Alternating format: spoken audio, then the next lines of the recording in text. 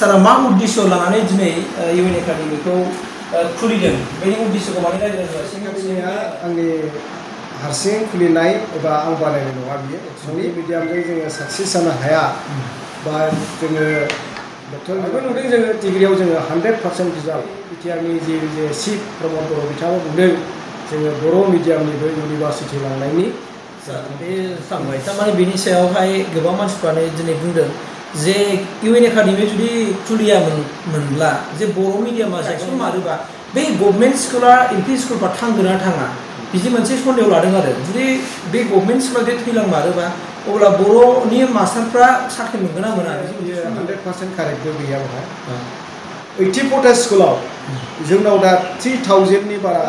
सरकारि स्कुलाव साफा सानै टिचार मोननायनि एकाउन्टखौ खालामनो ना इउएन एकाडेमि स्कुलाव एबजर्ब जानाय टिचारनि हिसाबखौ खालामनिफ्राय प्राइभेटआ बांसिन जानांगौ खोथाया बेबो जाहैबाय बेखौ बिनि थाखाय बदनाम होदोंब्ला बे आसलथे लजिक गैया खोथाया जाहैबाय स्टुडेन्टफोरखौ नोङो क्लासनि थिग गैया सोलोंथाइ होनाय गासैबो हगारनाय बे मोनसे कम्पिटिसनसो जादों आरोखि फ्राय जे नोंगौ बर' मिडियामा मालाबाबो थैलांनाय नङा बेयो इभेन दिनै इउएन एकाडेमि खुलिनाय लोगो लोगोसे गोबां बर'नि गेजेराव मोजां मोजां फरायसाफ्रा दा ओंखारबोदों बिटिआर इनफ' स्टुडिअ नायगिरि नोंथांमोननिसिम बयनिसिमबो गोजोननाय थाबाय बेफोरबायदिनो अननाय आरो हेफाजाब होलांगोन होननानै मिजिंथियो आदाखौ आरो गोदान नायदोंब्ला अननानै साबस्क्राइब खालामदो लाइक खालामदो शेयार खालामदो जेन' बे बिटिआर इनफ' स्टुडिअ'आबो गोजौ मोजां रेसपन्स मोननानै रायजोनि मोजां रेसपन्स मोननानै जेन' जौगालांनो हाबाय थानाय बायदि थेंक इउ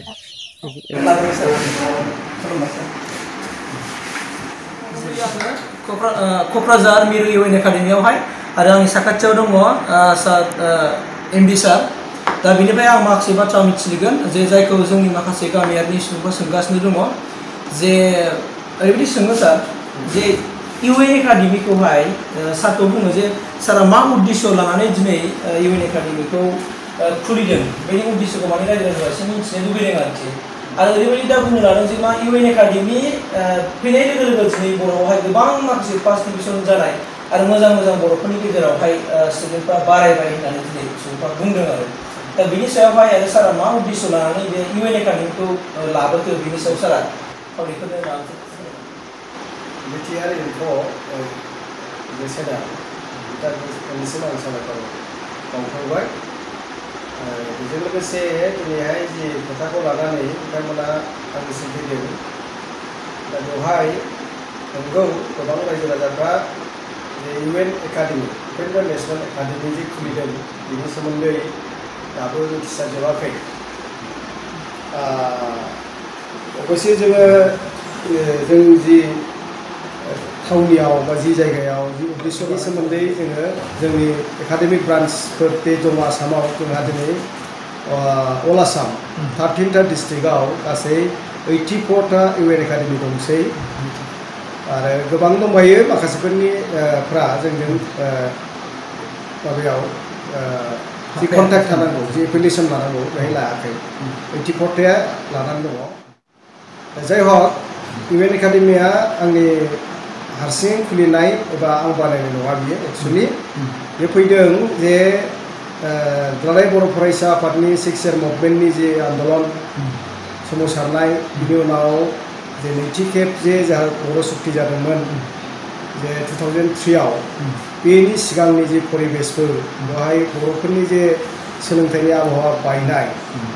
आरो गावनि बिमा रावनि फारसे सोलोंथाइ लानो गोबांफ्रानो माखासे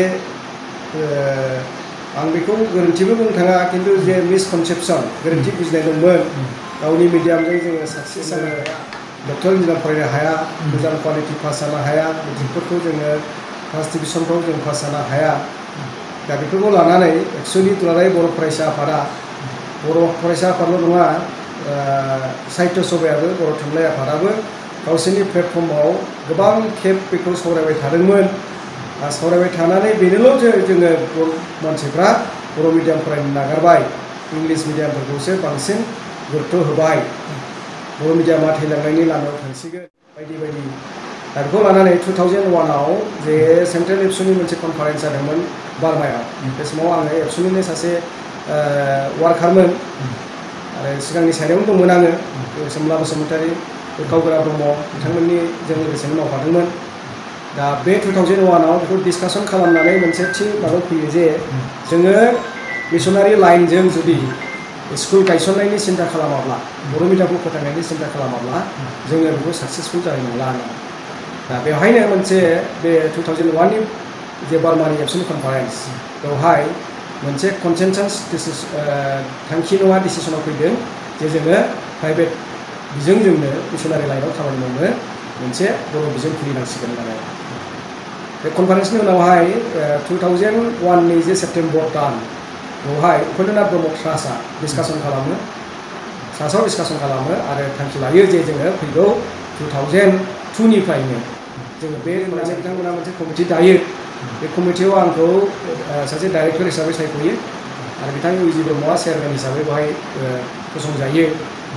बे समावनो बे फरायसालिया गायसनजादों गाहाय थांखियानो जाहैबाय बर' मिडियामखौ बर' बिजोंखौ फोथांनायजों लोगोसे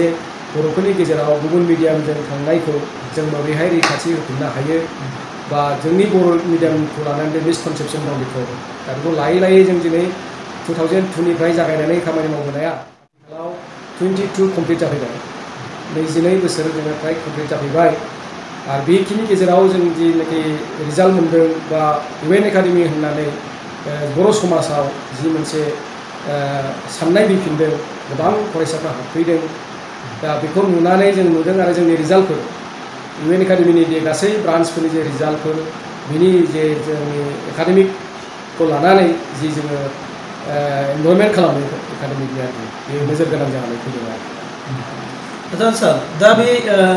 बे इउएन एकाडेमिखौहाय बेखौ इउनिभार्सिटि लांसिम लांनाय माबा मोनसे स्टेप लानो नामा सारा उननि समाव जोंनि उद्देश्यआथ' बेनो आथिखालाव जोङो नैबे क'क्राझारखौनो मोनसे सेन्टार हिसाबै लादों दा बेनिफ्राय जोङो गोबां सेन्टारफोरखौ जायफ्रा जेराव ब्रान्चफोर खुलिदों बिथांमोनखौबो जों थुलुंगा होबाय थादों जे जोङो बेखौ सिगाङाव जोंनि उद्देश्यआ बेनोमोन आपटु जों 10सिमल' सिन्था खालामदोंमोन 2001आव जों जेब्लानाखि गायसनो एक्सुवेलि जोङो क्लास 10सिम अर्थात मेट्रिकसिमल' जोङो टारगेट लादोंमोन आरो जोंनि टारगेटआनो जादोंमोन जे जोङो 100% मेट्रिकखौ पास जाहोगोन आरो बेनि गेजेराव क्वालिटि इडुकेसन जोङो बोखांगोन आरोखि दा बे नोजोरखौ थांखि लानानैनो जोङो जिहेतु बानायदोंमोन खिन्थु लासै लासै नुबाय बे फरायसाफोरा जोंनि गेजेरावनो फैदों इउएन एकाडेमि क'क्राझारा 2008आव फार्स्ट मेट्रिक होजेनदों बेवहाय जोङो गासै 30सा फरायसाफोर होदोंमोन 46 जन होदोंमोन बे फरायसाफोरनि गेजेराव जोङो नुदों 8 जनाल' फार्स्ट डिभिजन बाखिया सेकेन्ड डिभिजन जादों 3 गथ'आ माबाव थांदों थार्डआव आरो सासे गथ'ल' बे ओमफ्राय जोङो नुबाय जों रिजाल्टखौ जों मोजां माबायाव मार्क खालामनो हायाखैब्लाबो खिन्थु जोङो जे 100% जों सियर जानो नागिरनाय बेखौ जों ओमफ्राय एसिभ खालामदों खिन्थु नेक्स्ट इयाराव जों 100% पास खालामनो हादों मेट्रिकखौ सासेबो फेल जायाखै बेवहाय 31 जन दं 31 जन गासिबो पास जादों आरो बेनिफ्राय जोंहा मोनसे कनफिडेन्स फैदोंमोन जे जोङो बेसिम साक्सेस जाबाय खिन्थु उनाव नुबाय जोङो जोंनि फरायसाफोरा हायार सेकेन्डारि जिहेतु बाहाय गैयामोन 11-12 बिथांमोना बायजोआव थांनायाव बै फरायसाफोरा जायखौ जोङो मेट्रिक पास खालामना हरबाय बिथांमोननि फ्राय माने 60% गथ'आनो 11आव जों फेल जाहैफिननाय नुदों दा बेखौ जोङो नोजोर होनानै आरोबाव जों बे थाखोखौ लाबावनांगोन बिसिम जोङो दावखोबावनांगोन होननानै 2010आवनो जोङो ओइचएसखौ जों खुलिदों बेवहाय बेनिफ्राय ओइचएसखौ साक्सेस जाखांनायनि उनावबो जों नुदों आरो डिग्रियाव आरो बे रोखोमनि प्रब्लेम जोंनि गथ'फ्रा माने दावगालांबाय जोङो 100% जों हरदों ओइचएसआव पास खालामदों खिन्थु डिग्रियाव आरो बिसोर थाबथाहैबावदों बेखौ लानानै जों सानदों आरो डिग्रिखौबो जों खालामबावगोन बेबायदिनो जोङो डिग्रिखौ 2014आव स्टार्ट खालामदों बहायबो नुदों जोङो डिग्रियाव जोङो 100% रिजाल्ट जों खालामनो हादों जायफोर गथ'फ्रा रेगुलारलि टिडिसिआव थादों फुल कर्स फरायदों बिसोर सासेबो थालाङाखै 100% बिसोरो पास जादों आरोखि दा बेखौ नोजोर होनानै जों मोनसे कनफिडेन्स फैदों जे जोङो इउएन एकाडेमिया सोलोंथाइनि आबहावाखौ जों दानो हादों सोलोंथाइखौ जोङो जि उद्देश्य जि थांखि नोजोर समाजाव जों बेखौ जे जों लाखिनांगोन लाबोनांगोन जौगाहोनांगोन बेखौ सिन्था खालामनानै आथिखालाव जोङो इउनिभार्सिटिनि थांखि जों लादों आरो इउनिभार्सिटिनि थांखिखौ अबयसे दानि बिटिआर गभर्नमेन्ट बिथांमोनाबो जोंखौ थुलुंगा होदों जे मोनसे समाव जे जिहेतु भारतनि गाहाय मन्त्रि नरेन्द्र मदि बिथाङा बुंदों जे इन्डियायाव भार्टिकुलार लेंगुवेजजोंनो अर्थात बिमा राव बिजोंजोंनो जोङो इउनिभार्सिटिखौ खालामनांगौ दाथ' इन्डियायाव इसिबां इउनिभार्सिटि दं इभिन कलेज दङ बिसोरो बुंनो थाङोबा इंलिश आरो अलमस्ट माने इंलिश आरो दा बे नोजोराव बिथाङा बुंदों जों टेक्निकेल मेडिकेलखौबो इन्जिनियारिं आर्ट्स एन्ड साइन्स कलेजनि स्ट्रिमल' नङा जोङो गावनि बिमा रावजों इभिन हिन्दीजोंबो खालामनायनि खोथा हिन्दीबो गैया आथिखालाव बिथांमोना बेखौ लाबोनायनि जि थांखि लादों बेखौ लानानै बिटिआरनि जे चिफ प्रमद बर' बिथाङा बुंदों जोङो बर' मिडियामनिबो इउनिभार्सिटि लांनायनि जोंहा थांखि थानांसिगौ होननानै बिथांमोना होनदों इउएन एकाडेमियानो बेखौ लांनो हागोन ओरैनो जोङो खालामगौमोन दस्राजोंबो खिन्थु जोंनि दा उद्देश्यआ जिहेतु गावनि बिजोंजों माहारिनि फारसे जोंहा बांसिन साननाय थाबाय हिसाबै जोङो बेखौनो बोखांनो लांदों आं खेबसेखालि आसामनि चिफ मिनिस्टार हिमन्त बिश्व शर्मा बांलादेश बिथांजोंबो मोनसे मिटआव दंमोन डिसकासनाव दंमोन आं बिथांनावबो बे कुइसनखौ सोंदों जे जोङो इउएन एकाडेमिया मोनसे इडुकेसन इन्स्टिटिउट जोङो मोनसे समाव बिथां नरेन्द्र मदि बुंनाय जे भार्निकुलार मिडियामजों बा बिमा रावजों जे जों इउनिभार्सिटि खालामनो हायो बेखौ लानानै जोङो इउनिभार्सिटि खालामनो जोंहा थांखि दं नोंथाङा मा बुंनो खालामो बिथाङा बुंदों नोंथांमोन बिनि थाखाय नोंथांमोना सिलेबासखौ नोंसोरो थि खालामनानै लाखा बिथांनि रिप्लाइआ बेमोन आरो दा बेखौ लानानै जोंहा आरो बांसिन थुलुंगानाय मोन्दों जे गमामायैनो जों सानसे समाव बर' रावनिनो बर' बिजोंनिनो जों इउनिभार्सिटि खालामहैनायनि जोंहा थांखि दा दङ आसा सार बे थांबाय थारमाने बेनि सायावहाय गोबां मानसिफ्रानो दिनै बुंदों जे इउएन एकाडेमि जुदि खुलियामोनब्ला जे बर' मिडियामा जोबनायनि लामा दंसोमोन होननानै गोबां मानसिफ्रानो बुंसोदोंमोन दा बेनि सायाव दिनै इउएन एकाडेमिनि गेजेरावहाय दिनै सानि मुङा फैबाय थादों बर' मिडियामखौ रैखाथि होदों होनना बुङोबा क'क्राझार इउएन एकाडेमिनि डिरेक्टर सानि मुंखौ लाबाय थादों बिथाङा गैयामोनब्ला आरो माने बर' मिडियामा फैनायनि लामा दंसोमोन बे खोथाखौ बुंबाय थादों दा बिनि अनगायै दा ओरैबायदि मोनसे खोथा फैबाय सार जे गोबां माखासे इन्ट्रडिउसन होननो गोनां बिथांमोना बुङो जे गोबां दाब दाब ओनसोलावनो जे गोबां माखासे प्राइभेट फरायसालिफोर गायसनबाय बे बर'आनो जा इंलिस मिडियामानो जा नाथाय आथिखालाव बिदि बेफोर गमामा जुदि बिदि गायसनमारोबा बे गभर्नमेन्ट स्कुला एलपि स्कुलफ्रा थांगोन ना थाङा बिदि मोनसे सन्देह लादों आरो जुदि बे गभर्नमेन्ट स्कुला जुदि थैलांमारोबा अब्ला बर'नि मास्टारफ्रा साख्रि मोनगोन ना मोना बिदि मोनसे सन्देह जादों दा बे ख्रि मोनसे जायगायावनो बेफोरबायदि प्राइभेट फरायसालि गायसननायनि सायाव सारा मा होनगोन गोबां सोलाय सोल'आ फैगासिनो दं जे नंगौ फारसेथिं नंगौ इउएन एकाडेमिनिनो बांसिन क्रेडिटखौ बर' मिडियामनि जे क्रेडिट आथिखालाव जे बे थांनानै थाफिननायनि जे मोखांखौ नुफिनबाय बिनि क्रेडिटखौ होदों बेखौबो जोङो नङा बुंनो हाया खिन्थु आं सानो बियो 100% कारेक्टबो गैया बेहा खारन जों बुंदों एकाडेमिकखौ जोङो इमप्रुभ खालामनांगौब्ला स्कुलनि परिबेसा थानांगौ आरो जों जुदि गोसो मोदोम होनानै बेखौनो साननानै मावोब्ला बेवहाय प्राइभेटनि खोथा गैया गभर्नमेन्ट स्कुलाबो थांनानै थागौमोन बे खोथाखौ आं जेराव मेराव बुंबाय थादों दा जोङो बिदिनो बायदि गोबां बाथ्रा इभेन पार्सनेलि आंनावबो कुइसन होदों आरो अर्गानाइजेसनफोरनि गेजेराव दिनै सावरायफिननाय फैदों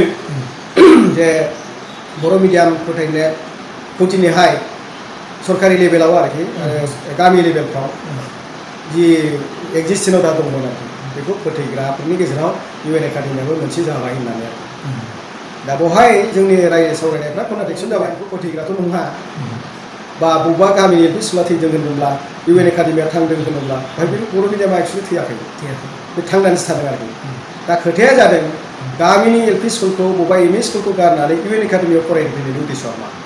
जोङो लेंनानै लायाखै सोरनिबा गार्जेनाव थांनानै जों बिनानै लायाखै बिसोरो फैदों फैनायाव जोंखौ रिकुवेस्ट खालामफैदों बुंदों जोंखौ एडमिसन हो मोनसे समावथ' ओरैबायदि जादोंमोन बे समाव स्कुलफ्रा गोबां गैयामोन दा जायखौ नोंथाङा बुंदों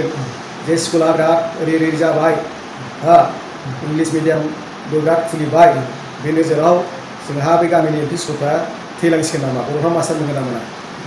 दा बे नोजोराव जोङो जुदि सानो सरकारि साख्रिनि खोथाखौथ' बाद दोन जों हिसाब खालामोबा नुयो सरकारि स्कुलाव बर' मिडियामनि टिचारफ्रा साबेसे दं